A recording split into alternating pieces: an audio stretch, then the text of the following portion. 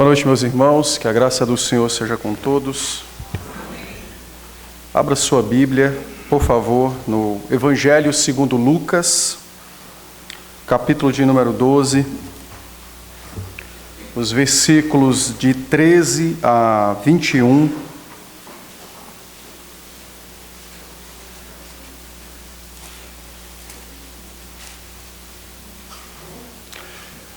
Lucas, capítulo de número 12, os versículos de 13 a 21.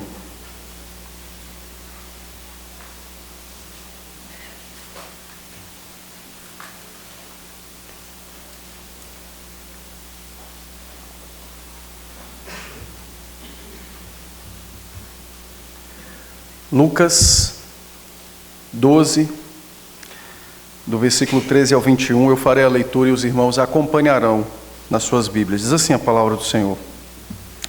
Nesse ponto, um homem que estava no meio da multidão lhe falou: Mestre, ordena meu irmão que reparta comigo a herança. Mas Jesus lhe respondeu: Homem, quem me constituiu juiz ou partidor entre vós? E então lhes recomendou: Tendes cuidado e guardai-vos de toda e qualquer avareza, porque a vida de um homem não consiste na abundância dos bens que ele possui. E lhes proferiu ainda uma parábola, dizendo: O campo de um homem rico produziu com abundância, e arrazoava consigo mesmo, dizendo: Que farei, pois? Não tenho onde recolher os meus frutos.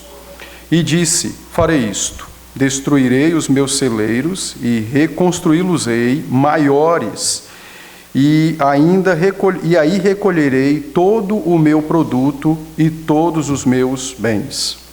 Então direi à minha alma: Tens em depósito muitos bens para muitos anos. Descansa, come, bebe e regala-te. Mas Deus lhe disse: Louco, esta noite te pedirão a tua alma, e o que tens preparado, para quem será? Assim é o que entesoura para si mesmo e não é rico para com Deus. Vamos orar? Senhor, dá-nos tua bênção nesse momento em que tomamos a sua palavra mais uma vez, mas agora com o propósito da pregação. Ensina-nos, corrige, exorta-nos, consola-nos, edifica, conforta, age segundo o teu querer, bem como também, ó Deus, segundo a necessidade de cada um de nós, para que nos tornemos cada vez mais parecidos com Cristo, teu Filho. Dá-nos tua bênção, então, e ser adorado por nós enquanto o Senhor mesmo, nesse instante, fala e edifica-nos por meio da tua palavra e pela ação do teu Espírito. Sei com esse teu servo, dá-me graça, que meus pecados, falhas e fraquezas não sejam impedimentos para que o teu povo te ouça. Então somente glorifica o teu Filho e edifica a tua igreja para a glória do Senhor mesmo, é que nós oramos em Cristo Jesus. Amém. Amém. Meus irmãos, qual é o sentido da vida? Bom, essa pergunta ela é velha, né? Por que estamos aqui? Por que existimos? Por que vivemos? E essa pergunta ela não é de agora. E os filósofos, os mais renomados, os mais conhecidos em toda a história humana já deram várias respostas a essa pergunta. Mas nenhuma dessas respostas, de fato, foi satisfatória, porque todas as respostas foram dadas numa perspectiva humana, sempre do homem olhando para o homem. E o texto que nós lemos, o Senhor Jesus Cristo vai tratar sobre exatamente qual é o sentido da vida. E Ele vai nos mostrar isso na perspectiva dos céus, ou seja, é uma resposta que vem de Deus e não é uma resposta que vem dos homens. E eu acho interessante a resposta de Cristo. Lógico, nós sabemos que Ele é Deus e possui os tesouros da sabedoria, mas Ele era homem, né? Então, assim, tem coisas que nos encantam. E quando Cristo diz que a vida de um homem não consiste na abundância dos bens que ele possui, versículo de número 15, E então ele conta uma parábola para explicar o que ele disse. Então é um negócio assim fantástico, como ele, na sua sabedoria, revela então o conhecimento dos céus a nós, e com esse objetivo de nos fazer cada vez mais portadores de sua natureza santa e também nos fazer cada vez mais possuidores do seu reino de glória e de majestade. Bom, ao longo então da exposição nós iremos tratar nessa perspectiva, qual é o sentido da vida, que é exatamente o que o texto fala aqui para nós. Deixe-me explicar o contexto dessa parábola. Então, no começo do capítulo 12, o Senhor Jesus reuniu seus discípulos e começou a ministrar a eles. E falando então acerca do perigo que eles corriam de absorver o fermento dos fariseus, que era exatamente a hipocrisia, a religião falsa, aquilo que era apenas exterior no que diz respeito para com Deus, mas na verdade os corações completamente ausentes, não é? De fé, de temor, tão somente corações possuídos de arrogância, orgulho, vaidade. Então Cristo adverte os discípulos acerca disso. E o Senhor Jesus então vem falando para eles num discurso e tratando sobre estas coisas, sobre temer a Deus, não temer os homens. E então, num certo momento do ensino, lógico, ele está se dirigindo aos seus discípulos, mas há uma multidão que o ouve. Ele está se reportando aos seus discípulos, ele ensina aos discípulos, mas há uma grande multidão que está ao seu redor e que está ouvindo os seus ensinamentos. E então, de repente, no meio da multidão, surge uma pessoa que levanta a mão, como se fosse numa escola dominical. E então ele não faz uma pergunta, mas faz um pedido. E então ele diz a Cristo, né? Ele interrompe o ensino e diz a Cristo: Senhor, ordena ao meu irmão que reparta a herança comigo. Então, fale com ele, para que ele então divida comigo a parte que me cabe, porque nosso pai já morreu e ele não quer dividir a herança comigo.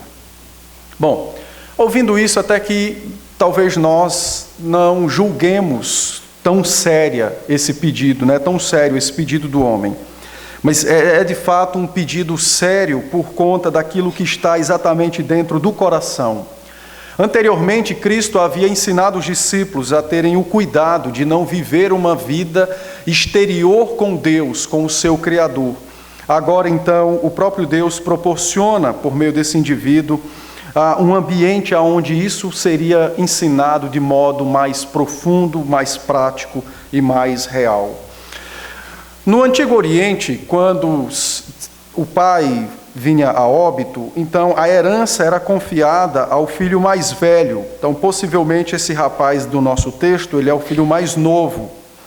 E o filho mais velho, então, ele recebia a herança dobrada e ele também tinha a responsabilidade de cumprir a divisão da herança conforme o testamento deixado pelo seu pai. Quando havia questões ou debates na divisão da herança, então, aos poucos, criou-se o hábito de convidar os rabinos para dividir a herança. E é exatamente nessa perspectiva que esse indivíduo olha para Cristo. Ele ouve o Senhor falar, ele entende a sabedoria de Cristo e a conclusão dele é: esse homem não é Deus, esse homem não é o Salvador, esse homem não é meu Senhor, mas esse homem é um rabino, é um sábio, que pode dividir a minha herança, ou me dar a minha parte. Este homem é alguém que pode, então, me atender na minha causa.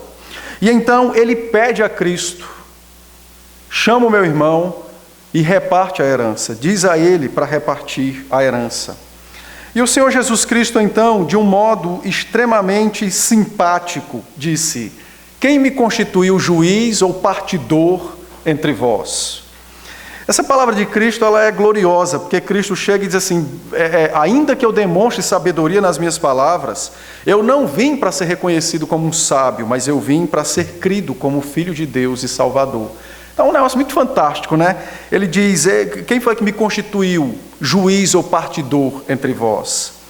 E então, depois de pronunciar a sua palavra dizendo: eu não vou tratar dessa questão, o Senhor então agora trata sobre a verdadeira questão, sobre aquilo que de fato tinha importância naquele momento e na vida daquele homem, que era exatamente qual herança ele tinha no seu coração, o que habitava na sua alma, o que dirigia os seus sentimentos, os seus pensamentos e como ele se relacionava com Deus e com os demais homens aqui na terra. E então, no versículo 15, o Senhor, então, dirigindo-se agora aos seus discípulos, mas a toda a multidão, e aquele homem também, o Senhor, então, disse a eles: tenham cuidado e guardem os vossos corações de toda e qualquer avareza. De toda e qualquer avareza. Porque a vida de um homem não consiste no acumular de bens nesta terra. Então, com essa palavra no versículo 15, o Senhor Jesus então revelou o que estava no coração daquele homem, que não era outra questão ou preocupação senão possuir aquilo que ele julgava ser seu direito. De fato era seu direito, mas a grande questão era: aquele homem depositou a esperança da sua vida no desfrutar da sua herança. Por isso Cristo trata sobre o pecado que havia no coração, a avareza, que, como nós vemos em outros textos na palavra, avareza é senão idolatria. Avareza é tão somente ter algum bem ou alguma outra coisa ou alguém no lugar do nosso Deus. Então, a palavra de Cristo é exatamente sobre por que você vive, qual é o sentido da sua vida e por que você age assim. E então ele diz àquele homem, aos seus ouvintes, aos seus discípulos e a mim e a você nessa noite: guarde o seu coração de toda e qualquer avareza, porque a sua vida, ou seja, o sentido da sua existência, a realização da sua existência, não consiste no acumular de alguma coisa. Não consiste no acumular de alguma coisa. E aí, a isto, nós podemos então ler, conforme diz o apóstolo João, no capítulo 17 do seu Evangelho, o versículo de número 3, fazendo então um paralelo, um complemento ao texto que estamos lendo de Lucas e considerando, João 17,3, quando o Senhor Jesus nos define o que é a vida, qual é o sentido da vida, o que consiste estar nesse mundo. Então ele disse que a vida eterna é esta: que te conheçam, ou que te conheçam a ti como o único Deus verdadeiro e a Jesus Cristo a quem enviaste. Então o sentido da nossa existência nesse mundo é conhecer Deus e o Senhor Jesus Cristo. Porque a nossa vida não se limita apenas ao tempo em que estivermos nesta terra, mas ela perpassará o evento da morte. Então, o sentido da vida é exatamente conhecer e amar o meu Criador e o meu Redentor pelos séculos dos séculos sem fim, ou seja, é eu me relacionar com Ele, conforme diz o nosso breve catecismo, na primeira pergunta: qual é o propósito da minha existência, senão glorificar e gozar Deus para sempre. Então, diante desse contexto, diante dessa esfera, é que Jesus dirige-se àquele homem e diz: guarde o seu coração de ter outro Deus a quem você queira conhecer, amar e servir neste mundo e no porvir. Guarde o seu coração de ter outro Deus a quem de fato você queira pertencer. Guarde o seu coração dos deuses falsos, porque só há um verdadeiro, que é Deus, nosso Pai, o Pai do nosso Senhor Jesus Cristo e o próprio Cristo e o Santo Espírito. Por esta razão, então, Jesus de fato alcançou a principal questão da vida daquele homem, que foi exatamente esta: adverti-lo de que ele andava em idolatria e que por isso ele passava por angústias na alma, porque aquilo que ele queria ele não tinha, que era a herança. Não porque não fosse seu direito, mas é porque o coração dele foi posto naquilo, o amor dele foi posto naquilo, a esperança dele foi colocada naquilo. E por não possuir isso, então, sua vida parecia não ter sentido. Por isso, então, o Senhor diz: acautelai-vos, guarde o seu coração da idolatria, de qualquer avareza. E é interessante essa palavra qualquer avareza, porque Cristo abrange não apenas o dinheiro, apesar dele contar a parábola que trata sobre o dinheiro, mas é possível termos avareza por outras coisas. É possível sermos avarentos, ou seja, idólatras da beleza física, e então você tem os problemas da bulimia, da anorexia e de outras questões relacionadas à beleza, à estética.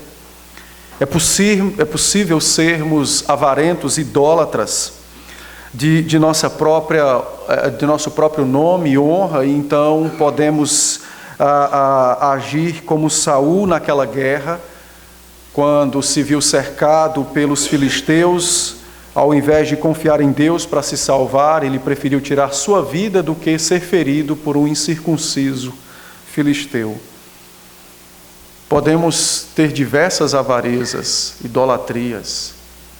Podemos fazer de nossos filhos, nossos cônjuges, nosso trabalho, nosso pouco ou nosso muito, o nosso Deus, o nosso ídolo, e então sermos achados como avarentos. J.C. Halley nos diz algo muito fantástico. Eu pouco cito o nome de pessoas, os irmãos sabem disso, eu não gosto de fazer isso.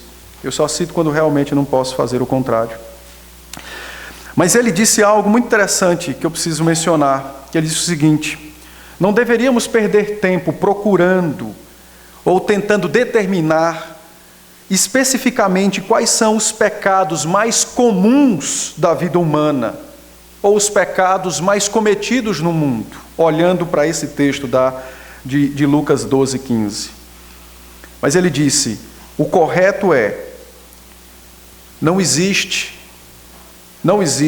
nenhum outro pecado no mundo ao qual o coração do homem seja mais disposto, mais propenso do que a avareza, a idolatria. Então, não devemos perder tempo. Podemos fazer isso a fim de nossa edificação pessoal, mas não deveríamos gastar tanto tempo tentando investigar minuciosamente todos os pecados, os mais comuns cometidos na face da terra. Mas jamais devemos esquecer que o pecado mais cometido por causa da disposição natural do coração humano é exatamente esse: a avareza, a idolatria. E então, diante disso, o Senhor Jesus Cristo conta-nos uma parábola. Eu vou explicar a história e faremos, como de costume, algumas aplicações para a nossa vida. Ele disse que havia um homem rico, e o homem semeou o seu campo, e o campo deu em grande abundância, tanto que o homem rico não esperava a quantidade dos bens ou dos frutos, dos legumes, cereais que foram produzidos naquela colheita. A colheita foi enorme, e o homem agora se perturbou de que maneira ele ajuntaria todas aquelas coisas para si. Então, destruiu seus celeiros, reconstruiu, agora muito maior do que o que era antes, recolheu suas riquezas, mas não louvou o Senhor que havia dado, porém ele olhou para suas riquezas, desprezando Deus em sua alma, e então disse a si próprio, à sua própria alma: agora, minha alma, você tem muita riqueza, então descansa, come, bebe e alegre-se. De fato, você alcançou agora o sentido da sua existência. O homem disse a si próprio. Entretanto, o Senhor Jesus nos conta que Deus, do seu alto e sublime trono, pronunciou um veredito contra aquele homem. E no pronunciamento de Deus estava escrito: hoje morrerás, e toda a tua riqueza para quem ficará?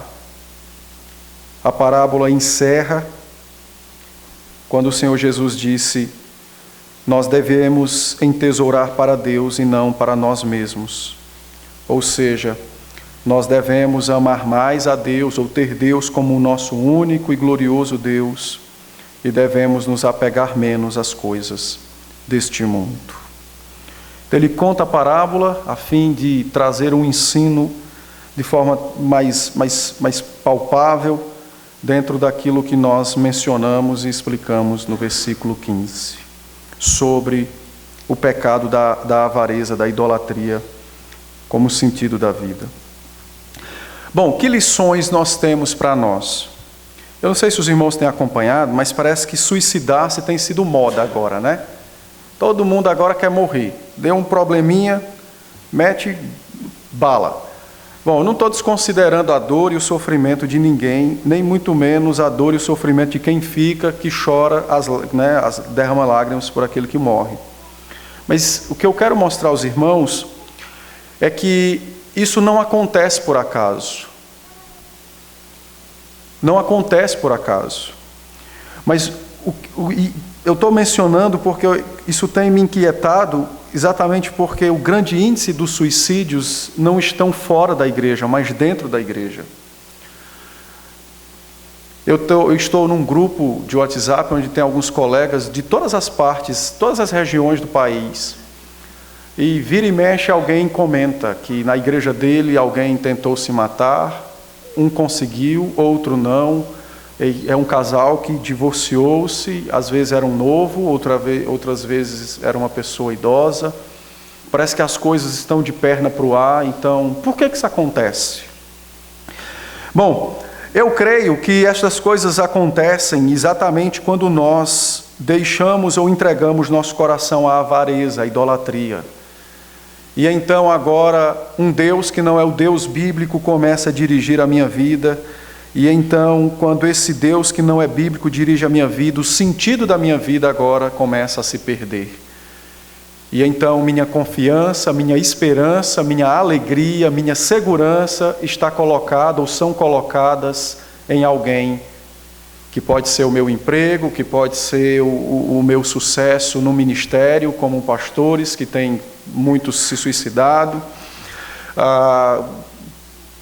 nas mais variadas questões. Então, isso acontece quando o nosso coração muda de lugar, quando ele deixa de estar aos pés da cruz e passa a estar aos pés dos homens ou de alguma coisa nessa terra. Perceba comigo, e essa é a primeira lição que o texto nos ensina dentro da parábola. O Senhor Jesus disse que o campo de um homem produziu com abundância. Isso é um negócio fantástico, porque a terra produziu sozinha. O sujeito do negócio não foi o homem que semeou, o texto nem fala dele trabalhar, o texto diz que o campo produziu por si só.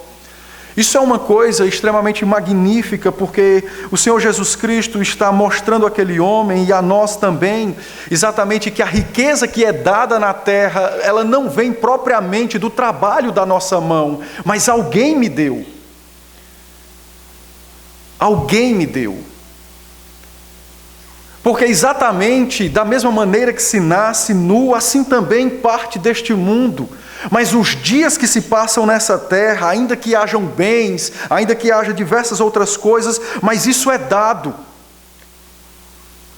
Isso não é alcançado. Eu não estou desconsiderando o trabalho, não estou desconsiderando a diligência, a administração, nem a inteligência. Não é isso que eu estou falando, eu estou dizendo que isso é dado. Isso nos é dado. Se nenhum de nós tem problema mental, não é porque nós cuidamos do nosso cérebro, foi alguém que preservou ele, desde a formação do ventre. E é alguém que o mantém ali saudável, mesmo com todos os impactos que a vida gera. Então isso não sou eu, não é minha mão que mexe lá nesse lugar. Mas é o Senhor. É o Senhor quem me dá. Ele tem instrumentos para fazer isso, então Ele me dá inteligência, Ele me dá habilidades, Ele me dá forças, Ele me dá saúde, mas isso é Ele que me dá. Observa que quando o Senhor Jesus contrapõe o desejo daquele homem, ele diz: Senhor, ordena ao meu irmão que divida a herança, é minha parte, eu tenho ela por direito. Cristo chega então, diz: um homem tinha um campo, e o campo por si só deu milhões de coisas. Era exatamente para fazer com que aquele homem tomasse consciência de que o sentido da vida não é ter as coisas, não é possuir coisas, ainda que se possua, o sentido não é amar estas coisas. Mas, na verdade, o sentido da vida é ter e amar o Senhor acima de todas as coisas. Perceba que o homem da parábola, ele recebeu a colheita do campo, como o homem do começo do texto recebeu a herança. Ele não trabalhou para produzir a herança, isso foi dado a ele. Mas ele amou isso mais do que a Deus, e a sua vida passou a ser então agora o desfrutar daquilo. Então, a primeira coisa que o texto me ensina é exatamente isso, essa dependência para com o Senhor. E por isso que a idolatria, a avareza, é um pecado terrível e que tem e provoca consequências enormes na nossa vida. Consequências como estas que nós temos visto aí nos jornais e no Facebook aí, de pessoas, e eu não vou entrar no mérito se são salvas ou não, mas pessoas que conhecem a Bíblia, pessoas que oravam, pessoas que estavam na igreja, mas por alguma razão não encontraram mais sentido em estar nessa terra. Por alguma razão, o desespero, a desilusão, a falta de esperança foram maiores do que as promessas de Cristo para essa pessoa. E isso pode acontecer conosco, se nós não tomarmos o conselho de Cristo para nós, e se não vigiarmos e se não guardarmos o nosso coração de qualquer avareza ou idolatria. Nós precisamos pensar nisso, porque dia após dia somos encontrados, na nossa vida por estas coisas. Se nosso coração não estiver plenamente com o Senhor, então nós poderemos trocá-lo ou tentar tornar a minha fé híbrida, e isso me trará prejuízo sem fins. Coisas terríveis podem acontecer na minha alma, na minha vida, na vida daqueles que estão ao meu redor, quando o meu coração muda de lugar e quando Deus deixa de estar onde deveria estar, que é no centro. Então, examinemos cada um de nós a si próprio e busquemos enxergar qualquer semente, vestígio de qualquer idolatria, qualquer que seja, de qualquer avareza, qualquer que seja, e imediatamente lancemos fora. Porque não pode haver outro desejo no nosso coração a não ser entesourar para Deus, ter Deus como nosso maior bem.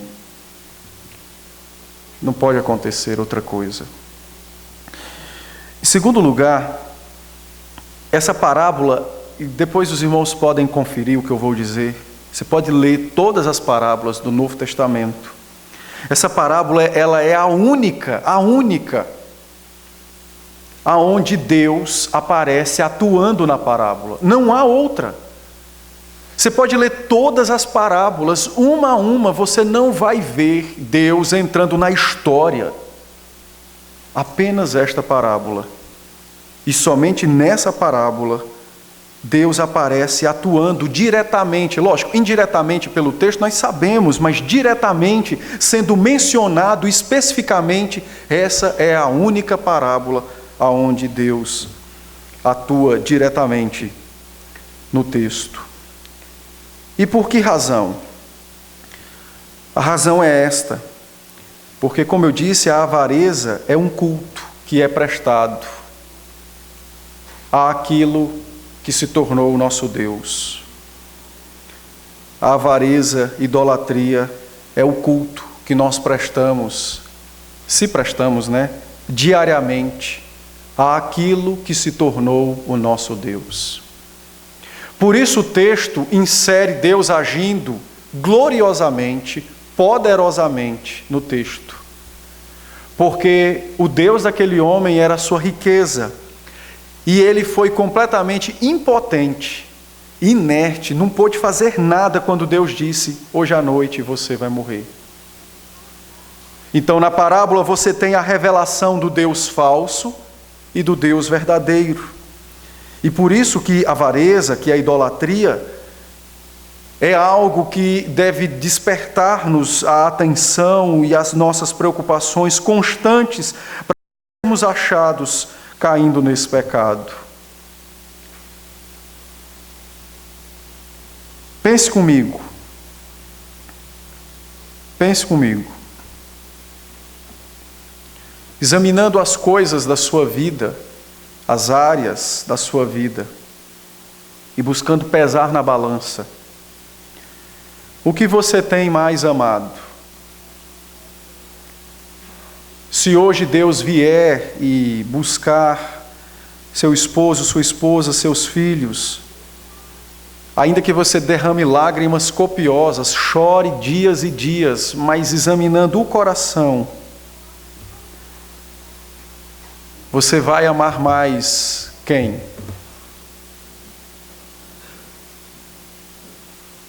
Nós precisamos pensar sobre isso, porque podemos passar por isso. Junto do amor tem a devoção, que é o serviço. A quem buscamos servir mais? E quando eu falo de serviço, não é apenas daquilo que se faz exteriormente, mas é exatamente daquilo que se processa com o coração, com a alma. Ainda que nós não estejamos na igreja formalmente na segunda, terça, quinta, até sábado, mas de fato, tudo o que eu faço buscando servir ao meu Deus, ou eu faço dissociado dele e busco servir ao meu outro Deus? Sabe como é o nome disso? Dessa devoção? Isso aqui chama-se dedicação. Razão de esperança. Por que eu faço o que eu faço? Entra na ideia da devoção. Entra na questão do serviço e da devoção. As pessoas muitas vezes, por não compreender isso, então elas nutrem em seus corações falsos deuses e são devotos dos seus falsos deuses, porque servem aos seus falsos deuses. Ora, quando nós alimentamos expectativas erradas, ou quando nós deixamos de alimentar a expectativa correta do reino dos céus, isso é um sinal de que a nossa devoção está ou errada ou caminhando em caminhos errados. Porque tem alguma coisa ocupando a minha atenção, ocupando a minha esperança. É bem verdade, por exemplo, nos dias de crise, todo mundo deseja dias melhores para o país. Mas também é bem verdade que nos dias bons, todo mundo deseja que aqueles dias nunca terminem, nunca cheguem ao fim. E aí vem uma simples pergunta: e onde fica o céu nos dias bons e nos dias ruins, no coração dos crentes? Porque quando os dias estão ruins, é verdade, queremos que haja mudança até que Deus volte, Cristo volte. Mas quando os dias estão bons, não queremos que Ele volte, ou seja, a nossa devoção, a nossa esperança, o nosso sentido de fato de querer algo não era Cristo, era tão somente uma melhora temporária e terrena. Por isso então Deus age na parábola, porque a avareza se manifesta de várias maneiras. Quando eu amo algo mais do que a Deus, quando eu me devoto a algo mais do que a Deus, você já deve ter ouvido pessoas dizer: sem tal coisa eu não vivo. Às vezes a gente diz isso da boca para fora, mas no fundo, esse dizer da boca para fora tem algum tipo de raiz lá dentro do coração. Não poderíamos dizer isso.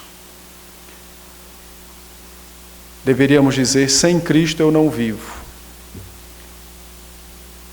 Mas observe que quando nós consideramos, por exemplo, quem sabe Deus nos escolha experimentar as mesmas coisas que Jó, por exemplo, perdermos saúde, famílias, os bens. Considere você perdendo estas coisas, como é que seria a sua vida? Você diria em lágrimas, em dores, em choro profundo e copioso, você diria, eu ainda tenho Cristo? Ou você esqueceria de Cristo e diria, me falta aquilo, me falta isso, me falta aquilo, me falta o outro, então minha vida não está completa, ou seja, eu não tenho de fato uma vida, não é? Veja, essas coisas não são fáceis, mas os crentes precisam estar preparadas para elas, porque elas podem acontecer conosco. Devoção, culto, né? Vida, viver para estas coisas. Então, essa é a primeira parábola e a única aonde, de fato, Cristo nos mostra o Deus verdadeiro e o Deus falso. E o propósito é exatamente de nos lembrar que não há outro a não ser o nosso Deus, que deve ser o centro do nosso amor, da nossa devoção, do nosso culto e da nossa vida. Todas as outras coisas, os bens, a família, a saúde, o lar que temos, todas elas são boas e devemos buscar, honrar, cuidar. Mas estas coisas não podem ser a fonte de nossa segurança, de nossa alegria, de nossa esperança. Não podem ser estas coisas. Apenas o Deus verdadeiro pode de fato ser a nossa segurança. Observe, por exemplo, comigo, quando o texto diz no final dos versículos 19 e 20, né? O homem, ele pronuncia a si próprio algo que às vezes nós também fazemos, não é? Tem pessoas, por exemplo, que se matam para passar nos concursos, porque aí sim eles estarão estáveis na sua vida financeira. Aí Deus traz uma doença e o cara não pode nem assumir o concurso, não é?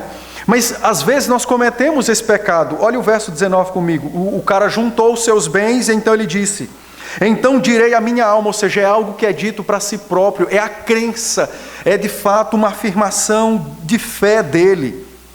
Então ele disse a si próprio, tens em depósito muitos bens para muitos anos, ou seja, você tem vida por muitos anos, está garantido, esperança, alegria, fé, amor, muitos anos você tem a fonte para essas coisas. Então agora descansa, come, bebe e regala-te, que é alegra-se, né? Aí então, para contrapor essa esperança falsa, Deus então disse, você vai morrer hoje. Ou seja, os muitos anos que os teus bens de fato podem te assegurar de alimentação, vão encerrar hoje, vai encerrar hoje à noite, acaba. Quando Deus faz isso, Ele mostra ao homem a incerteza e a fragilidade da vida. Mas muitas vezes nós nos esquecemos disso, da fragilidade da nossa vida, da incerteza dos nossos dias. E por isso então voltamos ao verso 15, a ideia da avareza, que é idolatria. A confiança, a esperança, a segurança, a alegria é posta em algo passageiro, em algo fútil, em algo frágil, como nesse caso do texto, os bens e a riqueza. Deus então lembra aquele homem a incerteza e a fragilidade da vida. O centro da palavra de Deus, o centro do pronunciamento, do veredito de Deus para aquele homem foi exatamente esse. Não confie nas coisas que não se podem confiar. Não confie nas coisas que não são dignas de confiança. Não repouse o seu coração naquilo que passa, como você também vai passar. Não coloque sua esperança naquilo que vai passar. Mas, na verdade, você precisa colocar sua esperança, seu coração, sua fé, sua vida naquilo que dura eternamente. Naquilo que nunca vai deixar de existir. Ou melhor dizendo, naquele, que é o nosso Deus. O apóstolo Paulo, escrevendo aos Colossenses, no capítulo 3, os versos de 1 a 4, os irmãos podem ler depois, Paulo diz: meus irmãos, busquem as coisas lá do alto, onde Cristo vive, porque são estas coisas que nunca vão passar. Mas as coisas desta terra todas vão passar. É a nossa idade que passa, é o vigor físico que passa, é a beleza física que passa, tudo vai passar. Até o ouro e a prata vão passar. Somente o Senhor não vai passar. E então nosso coração deve confiar somente nele e nele. Pense comigo, por exemplo, quando esse entendimento fica cada vez mais forte dentro de nós, cria raízes profundas como uma árvore no nosso coração. Como nós, quando Deus nos trouxer as aflições da morte de um parente, como nós vamos sofrer de uma maneira diferente, não é? Como nós vamos passar por esse sofrimento, entendendo que aquele relacionamento de fato teria um fim. Mas eu tenho um relacionamento com alguém que nunca vai ter fim, que é com o meu Deus, com o meu Cristo. Então veja que ainda que nós choremos a morte de um filho, da esposa, de um pai, de um marido, mas essa dor, ela vai ser diminuída, ela vai ser amenizada, ela vai ser quase que encapsulada com essa certeza de que há um único relacionamento que nunca vai passar, que não vai ter fim, que é o meu relacionamento com o meu Deus, com o meu Salvador. Agora pense comigo quando nós não entendemos esta verdade e quando nos esquecemos da fragilidade da nossa vida e das incertezas da nossa vida e cultivamos uma esperança falha, como este homem, que vamos viver 100, 200, 300 anos com nossos filhos, nossas esposas, nossos maridos, nossos pais, e de repente Deus tira um deles. Olha o tamanho da aflição e da dor que será. Não é? Veja, a palavra não está querendo nos conduzir à insensibilidade, não é isso. O que a palavra está nos conduzindo, o que Cristo está nos ensinando é a não nos esquecermos da realidade da nossa existência. Nós vivemos num mundo caído e nossos dias nessa terra são poucos e são frágeis. A qualquer momento eles podem chegar ao seu fim. Então temos que considerar estas coisas. Temos que considerar estas coisas para não pecar contra o nosso Deus e para não deixarmos de amar aqueles que o Senhor tem nos dado a possibilidade de amar como a nós mesmos, segundo o mandamento, no momento em que Ele nos permitir estar com esses. Isso muda, a nossa perspectiva, de amar o nosso próximo, amar nossa esposa, amar nossos filhos, porque não há garantias de que amanhã de manhã eu despertarei com eles, nem eu e nem eles, não há garantias. Então, esse momento que eu tenho agora, Deus me dá para que eu ame o Senhor acima de todas as coisas e para que eu possa amá-los de um modo verdadeiro, intenso e real. Isso é um negócio interessante, Somente a palavra faz isso, somente Cristo faz isso, não é? Então, o Senhor nos revela um Deus falso e um Deus verdadeiro por meio da parábola. E Ele faz isso ensinando-nos a fragilidade e a incerteza da vida. O apóstolo Pedro, escrevendo na sua primeira carta, os versos de 3 a 5 do capítulo 1, Pedro nos diz algo extremamente sublime. Eu vou ler esse texto para os irmãos. A primeira carta de Pedro, capítulo 1, os versos de 3 a 5. O apóstolo Pedro diz assim, bendito Deus e Pai. 1 Pedro 1, 3 a 5. Bendito Deus e Pai de nosso Senhor Jesus Cristo, que segundo a sua muita misericórdia nos regenerou para uma viva esperança, mediante a ressurreição de Jesus Cristo dentre os mortos, para uma herança incorruptível, ou seja, ela jamais vai envelhecer ou sofrer corrosão, nunca vai diminuir o seu esplendor, para uma herança que é sem mácula, ela jamais poderá ser manchada, o seu brilho, a sua glória nunca vai diminuir. Para uma herança que é imacessível, nunca vai envelhecer, vai sempre permanecer a mesma, né? Ou seja, se nós passarmos 10 mil anos no céu, será como o primeiro dia em que lá chegamos. E ele então diz, reservada para vós outros, reservada para vós outros. Vós que sois guiados, verso 5, pelo poder de Deus mediante a fé, para a salvação preparada para revelar-se no último tempo. Então a palavra de Pedro àqueles irmãos foi exatamente mostrando a eles qual é de fato a viva esperança, o sentido, a razão da nossa vida. É conhecer Deus, é viver com Deus, é amar Deus. Não há outra coisa verdadeira e durável a não ser esta. E nós não podemos nos esquecer disso, jamais. Caso contrário, nós vamos nutrir falsas expectativas, falsas esperanças. E então, quando nos encontrarmos com a dura realidade, porém com o coração ferido e machucado pelas falsas expectativas, então o desespero pode tomar conta. E aí podemos entender por que alguém planeja e pensa, né, que morrer é a melhor parte naquele momento, né? A parábola também nos diz algo extremamente formidável, não é? Da parte de Deus para nós. Veja que o homem fez um plano, eu vou viver muitos anos, eu já me aposentei, não é? A ideia aqui é de uma aposentadoria, né? Talvez não seja do INSS, mas é uma aposentadoria.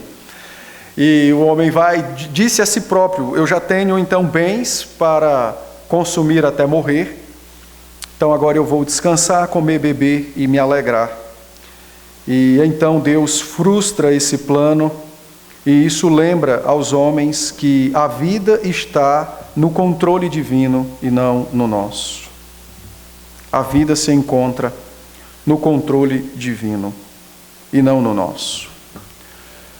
Apesar de sabermos que Deus é soberano e nossa vida está nas mãos dele, a grande questão é se nós cremos que isso é verdade ou não. Essa é a grande questão. Todos nós sabemos que Deus tem o controle de todas as coisas, mas a grande questão é se nós cremos nisso, ou se isso é apenas uma informação dentro de um conjunto de outras. Isso é algo que não pode jamais fugir ou não estar no nosso coração. A certeza de que Deus tem controle e domínio sobre a minha vida. Veja, quando nós enfrentamos dificuldades, sofrimentos, lutas na vida, ou quando nós passamos por momentos agradáveis nessa vida, o Senhor está dirigindo todas essas coisas. Então imagine, por exemplo, você passar no vestibular ou receber uma promoção no seu trabalho, ou receber um aumento lá no seu salário.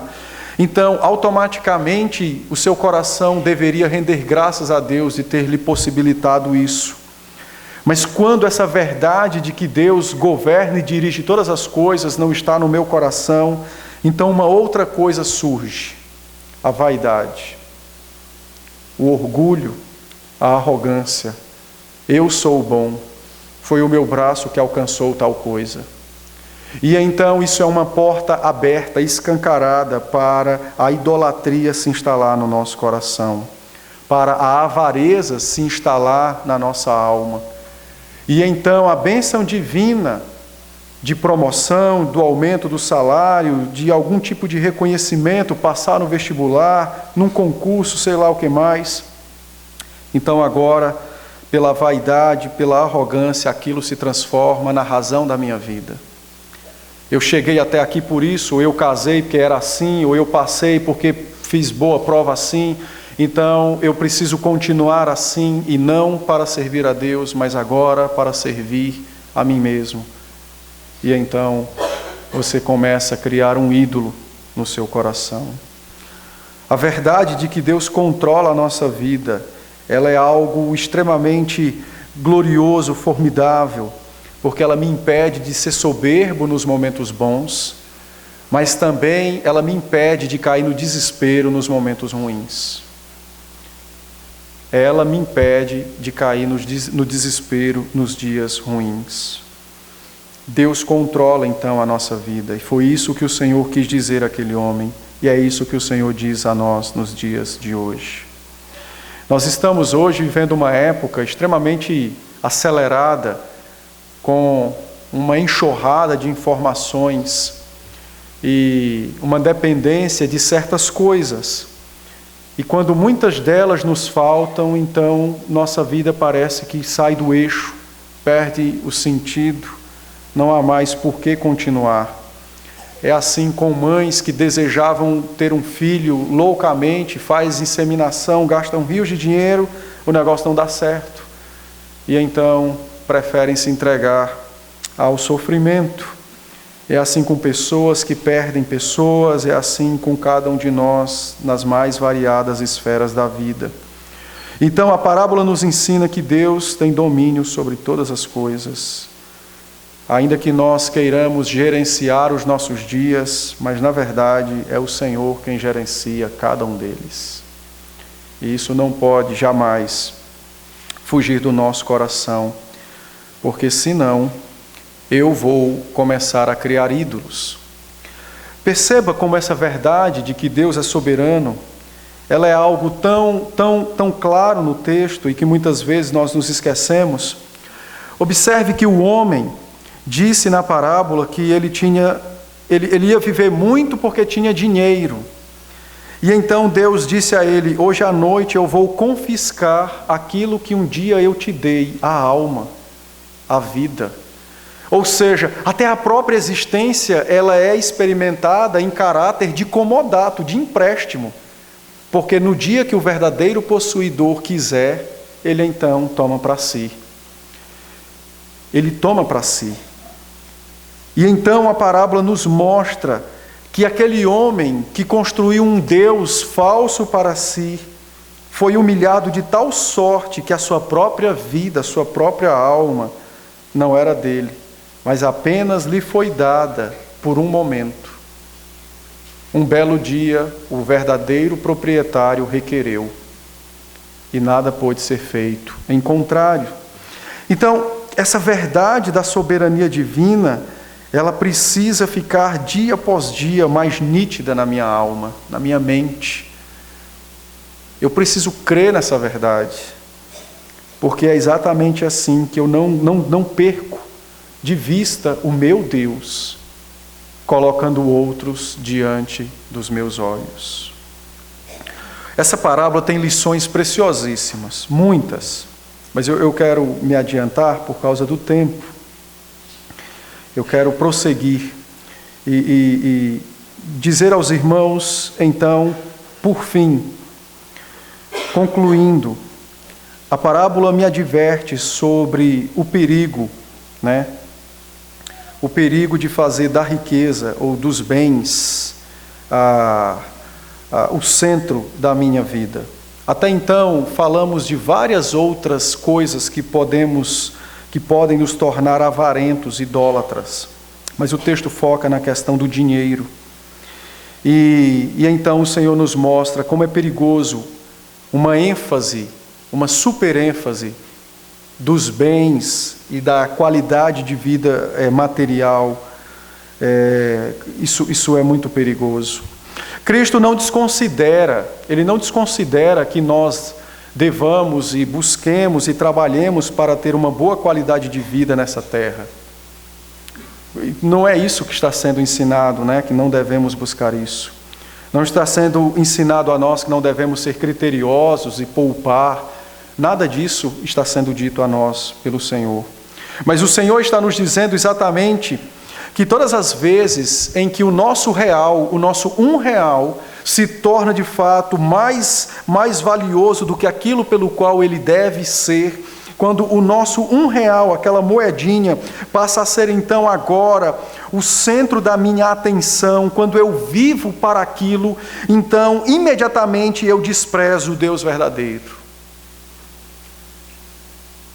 Ao contrário do que muitos pensam, que avareza é quando é o amor para com grandes somas de dinheiro, não, nós podemos ser avarentos para com uma única moeda de R$1.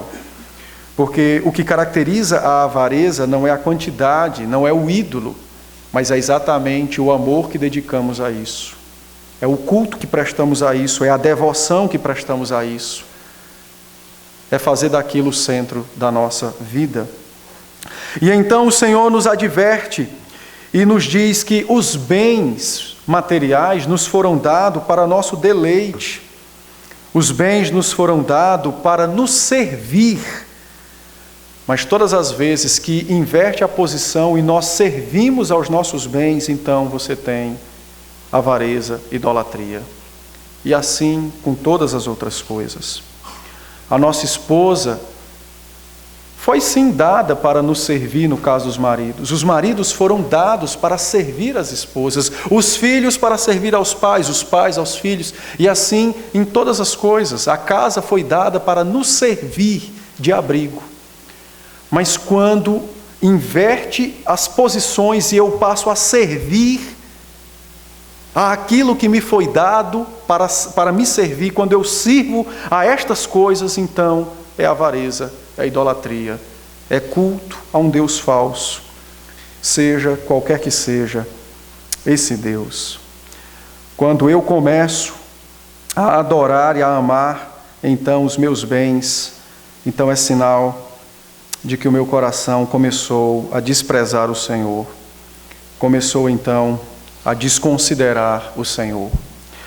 Mas talvez alguém entre nós pergunte assim: pastor, de fato a avareza, a idolatria é um pecado terrível, por que a Bíblia dá tanta ênfase a esse negócio?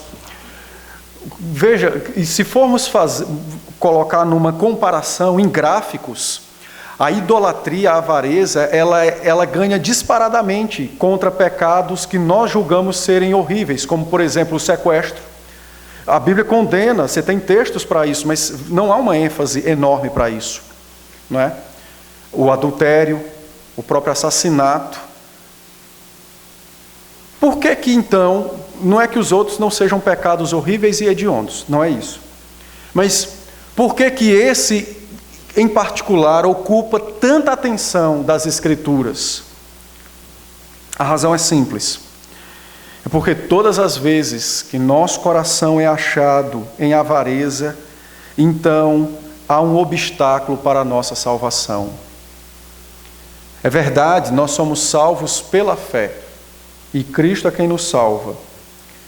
Mas todas as vezes que nosso coração é achado em avareza, há um obstáculo para se viver essa salvação. Há um obstáculo para se viver com Deus. É por isso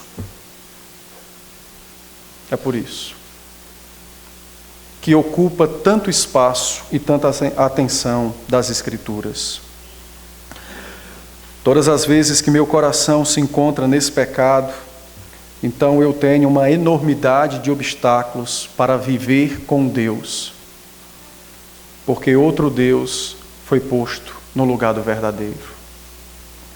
Então, a parábola nos adverte contra esse pecado, contra amar o dinheiro, nos adverte acerca de servir aquilo que nos foi dado para nos servir, aquilo que nos foi entregue para nosso bem. Que o Senhor seja conosco então, e nos ajude a fazer como Cristo nos disse no último versículo do texto, a não sermos encontrados nesta terra e nesta vida entesourando para nós mesmos, mas a sermos encontrados entesourando para o Senhor. Que Deus seja conosco e graciosamente nos abençoe. Vamos orar?